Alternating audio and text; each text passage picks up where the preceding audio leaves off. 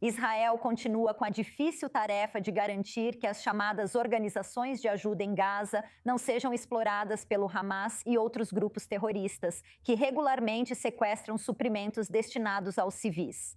Um grupo de organizações de ajuda entrou agora com uma petição na Suprema Corte em Jerusalém para que possam continuar trabalhando em Gaza após uma recente proibição devido a novas regras para esse tipo de grupo. As licenças de 37 ONGs devem expirar neste domingo, depois que os grupos se recusaram a fornecer informações sobre seus funcionários estrangeiros e palestinos. 17 grupos internacionais de ajuda querem que o tribunal bloqueie a ordem iminente que os obrigaria a interromper as operações em Gaza, na Cisjordânia e em Jerusalém Oriental. Agora, damos as boas-vindas a Anne Herzberg, assessora jurídica da ONG Monitor, que fala conosco de Jerusalém. Obrigada pelo seu tempo. A pergunta é: por que essas organizações estão seguindo o caminho legal aqui, recorrendo ao tribunal? Por que não ser transparente e ajudar a evitar que grupos terroristas se infiltrem nessas organizações de ajuda, em vez de só cumprir medidas antiterrorismo? Conte-nos mais. Sim, quero dizer, acho que isso é uma tentativa clara de politização para provocar um incidente diplomático. Ao recorrerem ao tribunal, eles podem então gerar comunicados à imprensa, conseguir que diplomatas europeus defendam sua causa e aparecer em toda a mídia mundial. E houve bastante cobertura disso na mídia. Então, isso serve ao propósito deles, para que não precisem cumprir o que é exigido deles pela lei. Eles podem simplesmente reclamar que, você sabe, a malvada Israel está impedindo que eles entreguem ajuda em Gaza, quando a realidade é bem diferente. Algumas dessas organizações incluem Médicos Sem Fronteiras, Oxfam e os Conselhos de Refugiados da Dinamarca e da Noruega, entre outras. Seu monitor de ONGs identificou vínculos de algumas organizações com o terrorismo. O que foi descoberto até agora? Compartilhe mais detalhes.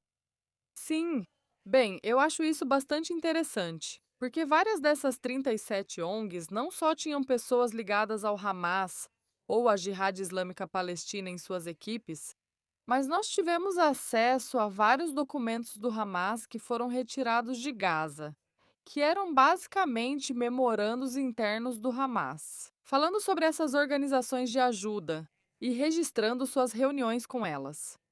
Elas são surpreendentes porque mostram que a maioria dessas 37 organizações entregou nomes de funcionários, nomes de seus funcionários internacionais, nomes de beneficiários de seus projetos ao Hamas para a aprovação deles. Então, para eles agora dizerem que não vão cooperar com os regulamentos israelenses de combate ao terrorismo, que não são apenas exigidos pela lei israelense, mas também são exigidos pela Resolução 2803 do Conselho de Segurança.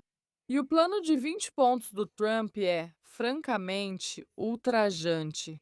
E eu não acredito que eles mereçam poder operar em Gaza. Se eles não estão dispostos a participar da triagem, que serve para evitar o desvio de ajuda. Então, que triagem está em vigor? Como disse, suas descobertas são impressionantes. E agora, para garantir que os grupos realmente forneçam apenas ajuda humanitária? Sim, bem, quero dizer, para ser franca, Israel realmente vacilou nessa questão por muitas décadas. E finalmente, depois de 7 de outubro, eles perceberam as consequências de não prestar mais atenção ao desvio de ajuda e como o Hamas estava explorando o setor de ajuda.